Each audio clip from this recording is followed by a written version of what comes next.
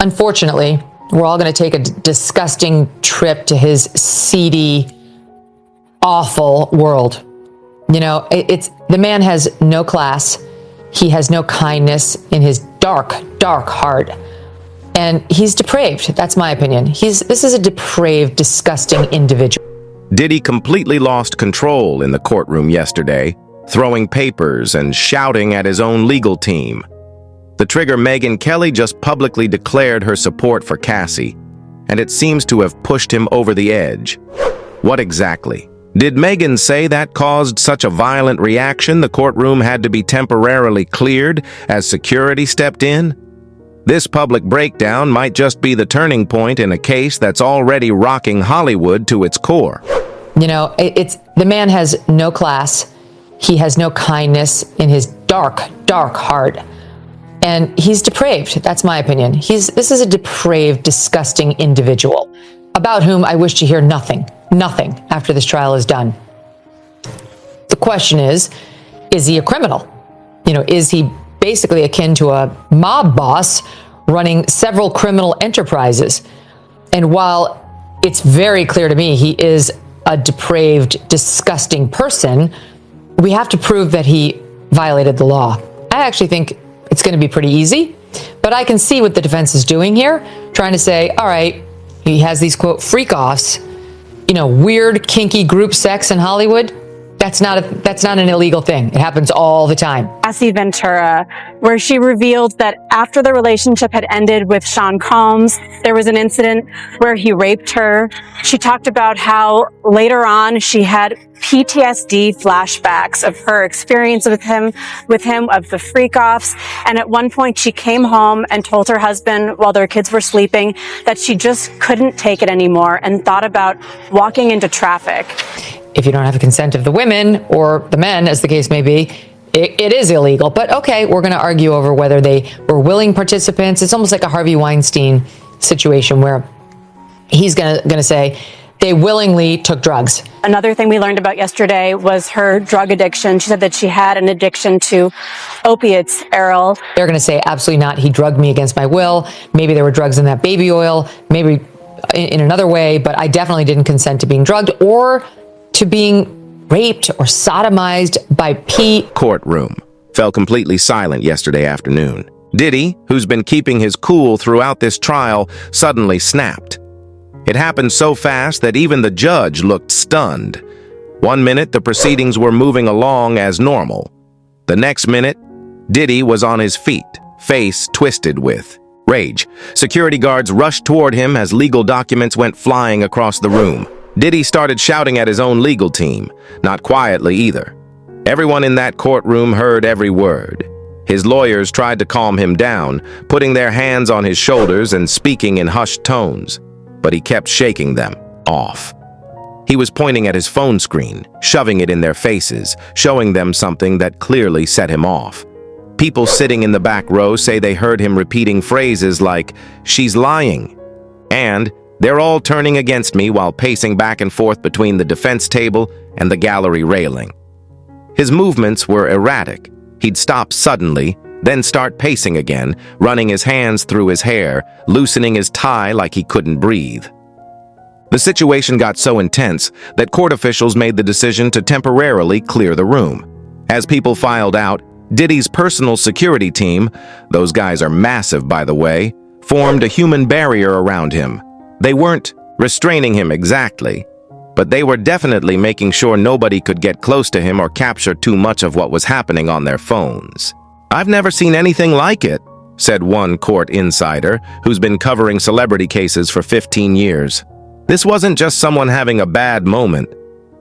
He completely lost it. It wasn't just anger either. There was fear in his eyes, real fear."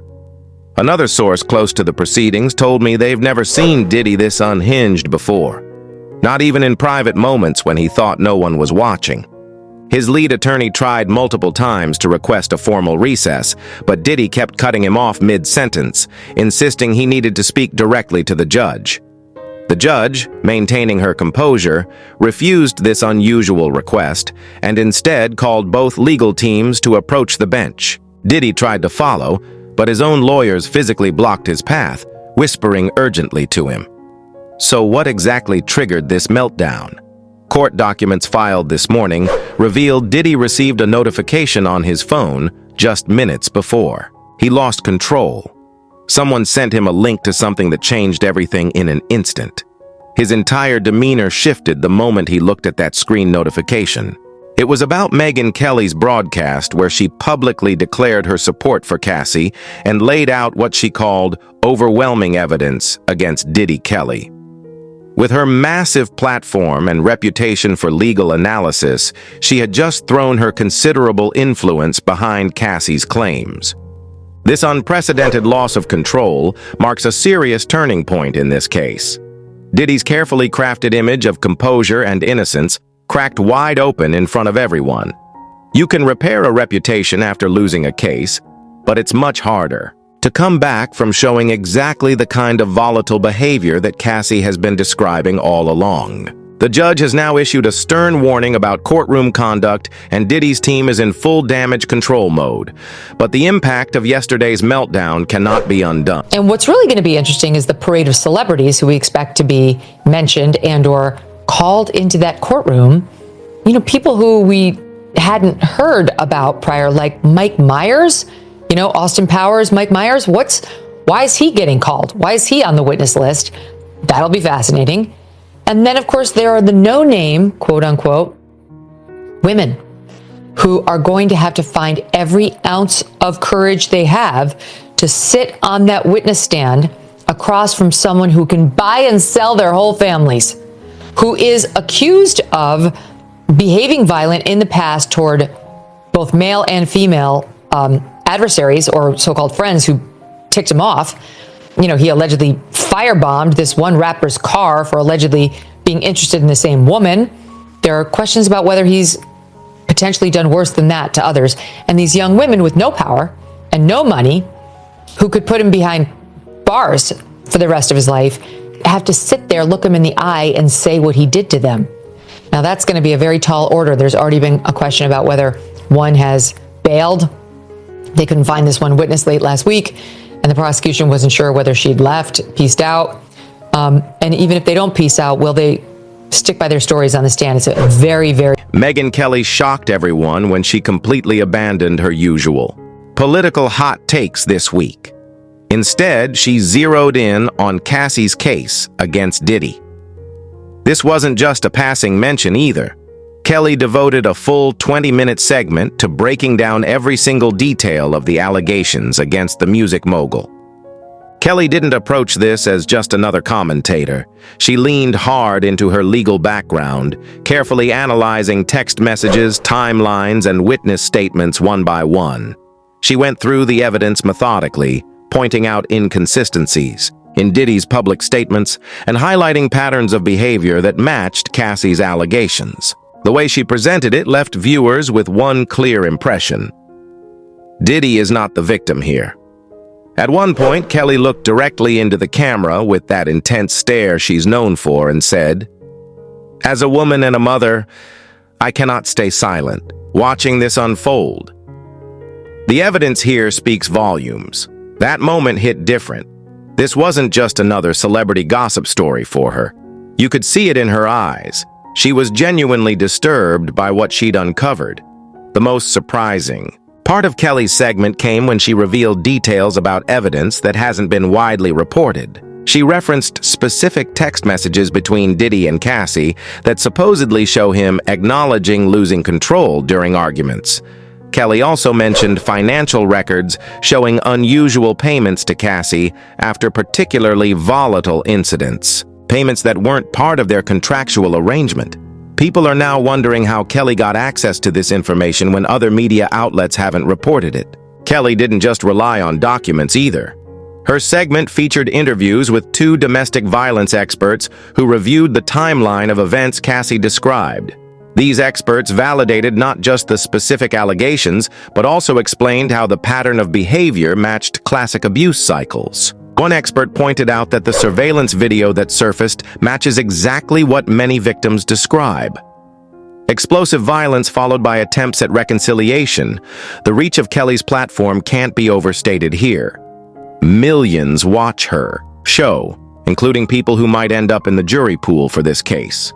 Entertainment executives, other celebrities, and industry insiders all saw this segment. Kelly's take on this situation carries weight because of her reputation for legal analysis, combined with her massive audience. Kelly ended her segment by directly calling out other media figures. She asked, "Where is everyone else? Why the silence when the evidence is so clear?" She specifically mentioned several news networks that have given minimal coverage to the case despite the seriousness of the allegations. This is huge because Kelly represents the first major mainstream media figure to explicitly take Cassie's side. Until now, most coverage has been careful to present both sides or focus narrowly on specific allegations without drawing conclusions. Kelly threw that approach out the window and went all in supporting Cassie. The timing couldn't be more significant. Kelly's segment aired just hours before Diddy had his courtroom meltdown. Sources close to the situation confirm he was looking at clips from Kelly's broadcast on his phone right before he lost control. This wasn't just bad timing. Kelly's very public stance seems to have been the direct trigger for Diddy's explosive reaction. The walls are closing in, and Kelly just made them move a lot faster. After she went to rehab, she wrote a book about her experience, and she had her lawyer send it to Combs. She wanted to be compensated for the pain that he had put her through, she said, and she asked for $30 million. Combs, she was told, didn't take this seriously. Later, when she filed a civil lawsuit against him, we found out yesterday that he ended up settling that for $20 million. She, of course, was still required to take the stand in this criminal case. And when she was asked, Errol, why she is testifying in this case, she said, "I'm here to do the right thing. I can't carry this anymore. The shame, the guilt." But in terms of the case that we're starting to see, the prosecution, we're seeing the foundations of their charges of racketeering, of sex trafficking, of transportation for prostitution. Cassie's testimony has revealed how, in a way, she was almost like a sex slave for Sean Combs.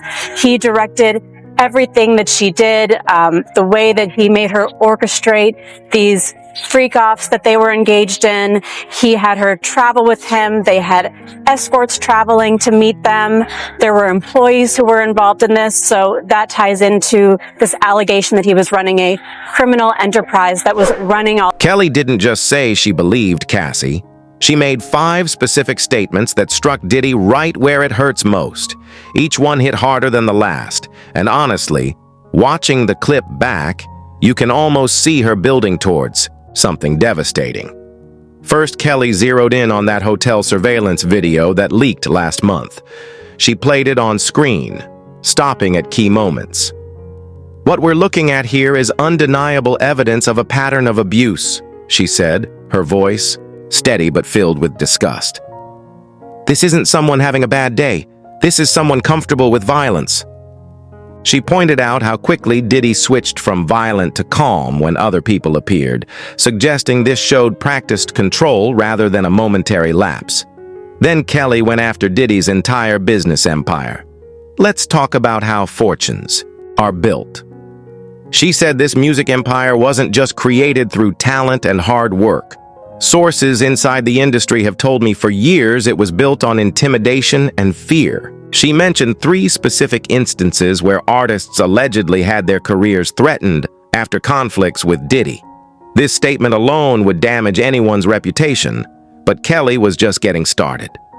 The third blow came when Kelly brought up 3 former close associates who have recently distanced themselves from Diddy. She named them directly. All high-profile industry figures who have quietly removed themselves from projects connected to him in the last month. Ask yourself, why these people who stood by him for decades are suddenly unavailable for comment and canceling joint appearances? Kelly said they know something and they're running for cover. Things got even more intense when Kelly mentioned financial records. "I've spoken with someone who has seen the payment records," she stated firmly. "There are multiple 6-figure payments. to individuals who later signed NDAs. These weren't business deals. These were silence payments. She didn't explicitly call them hush money, but everyone watching knew exactly what she meant. Kelly then called out celebrities by name. Big names. A-list stars who've worked with Diddy for years. "Where is your voice now?" she asked, listing 5 major stars. "Your silence is deafening and frankly telling." The way she stared into the camera made it feel like she was addressing them personally, but the knockout punch came when Kelly revealed that her sources confirmed additional witnesses are ready to come forward. "This isn't just about Cassie," Kelly said, her voice dropping slightly. "This is about a pattern spanning decades. More women are preparing to speak, and I'm told the evidence that hasn't yet been made public is damning." That last statement is the one that apparently sent Diddy over the edge. Court insiders confirmed that this specific comment about evidence that hasn't yet been made public was visible on Diddy's phone screen when he began his outburst in court. Someone had texted him the clip along with a message that simply read, "It's over."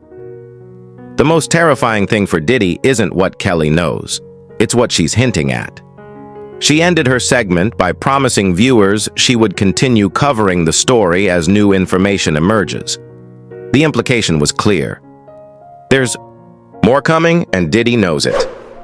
And singer Dawn Richard from the girl group Danity Kane, she is likely on the famous people list because she's one of Diddy's many accusers. Yeah. Not in his criminal case, but she sued him civilly last year, claiming that she saw him abuse Cassie, his girlfriend, and that she herself was sexually assaulted, deprived of food, and cheated out of money that she was owed. Guess what? You're going to hear from her attorney in just a hot minute. But first, I want to bring in News Nation correspondent Caitlin Becker, who's outside the federal courthouse in Lower Manhattan. Caitlin's been covering this case gavel to gavel. Okay. First of all, let's just start with the drip, drip, drip of all the names, because the internet is really on fire. What happened today? You know, Ashley, a lot of the same things. You get asked these same exact questions about these celebrities with no real context as to why. And you really hit the nail on the head a minute ago when you said jury selection's kind of boring, but not in the Diddy case. Most prospective jurors who come into jury selection have never heard of the defendant, let alone have an opinion of them. But what we heard today was prospective jurors who were excluded because they flat out said they don't like Diddy going into it. They don't have a favorable opinion. One guy said he believed Diddy has enough money to buy his way out of jail. So those jurors immediately excluded.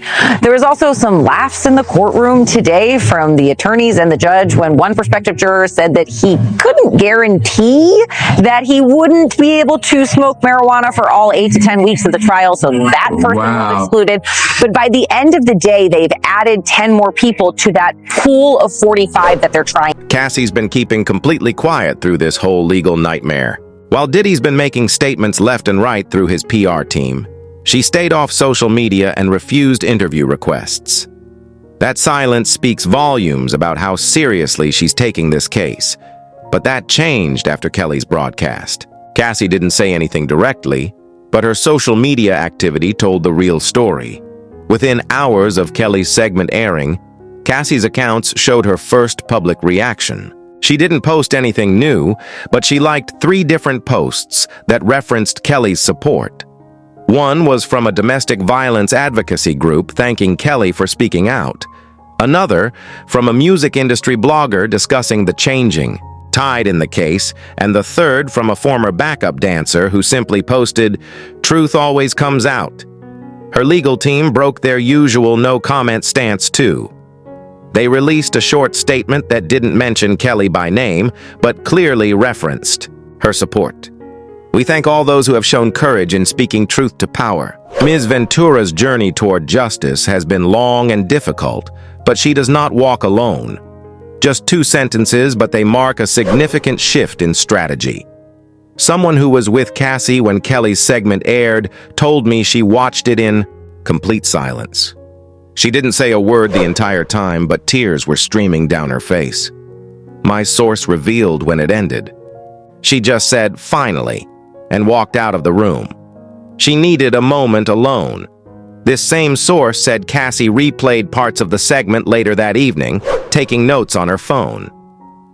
Cassie's small inner circle has been tracking public sentiment since the case began. They've been keeping spreadsheets of which celebrities and media figures comment on what they say and the public reaction. Kelly's support represents the biggest shift in the narrative since the surveillance video leaked. "It's like a dam breaking," one friend told me. Before Kelly spoke up, most people were afraid to take sides. Now they're starting to choose. What the public doesn't see is the flood of private support Cassie's received since Kelly's broadcast. At least 7 female celebrities have sent her private messages of solidarity in the last 48 hours. 3 of them have worked with Diddy in the past. They're not ready to make public statements yet, but they're letting Cassie know they believe her. That means everything right now. The morning after Kelly's segment, Cassie's lead attorney was photographed entering the courthouse carrying a thick manila envelope. Court watchers noted this wasn't a scheduled filing day, suggesting they're adding new evidence or witness statements to their case. The timing can't be coincidental. Cassie seems to be gaining real confidence now that public figures like Kelly are validating her claims. People close to her say she's standing taller and speaking more firmly in private strategy. Meetings with her legal team. She's reportedly even reconsidered parts of her testimony, now willing to discuss certain incidents she previously wanted to keep private. This shift in public support dramatically changes how her testimony will be received when she takes the stand. Jurors don't live in bubbles. They feel which way the wind is blowing. With influential voices like Kelly's now firmly in her corner, Cassie walks into that courtroom with something she didn't have before: credibility established outside the courtroom walls. Name in that apology, so to me, he didn't humble himself enough. I think he said what people wanted to hear, not what he felt. That was just my opinion about it. The actual level of violence has been very shocking to people. To watch any man do that to a woman, particularly a very high-profile man doing it in such brazen public manner in a public place like that, was even more shocking. That he had no compulsion about doing this where there may be cameras. But was that indicative of Diddy's general behavior towards women?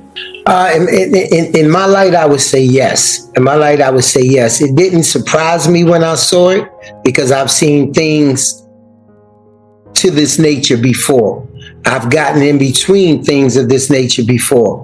And this was back in 2012. As we heard, he came back to the hotel and he paid to get the footage.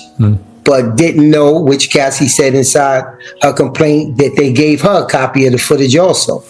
You know what I'm saying? So when you go through life just paying your way out, I really feel like he wasn't sorry about that. Yeah, he might be sorry now. He's sorry that he got caught. How many times did you personally witness him be violent towards women? Around 4 or 5 times. And was that all with Cassie, or was it Cassie and other women? I seen him with Cassie and I seen him with Kim Porter, his kid's mother. I've seen them get physical. I've seen him get really physical, grab him up. It was one time that Cassie mentioned inside her lawsuit where she said she had to go over to the London hotel. Applied to take drugs. Did you witness that? Well, I definitely witnessed that. Drugs was a regular thing there for both of them. And I didn't have no idea that he was forcing her.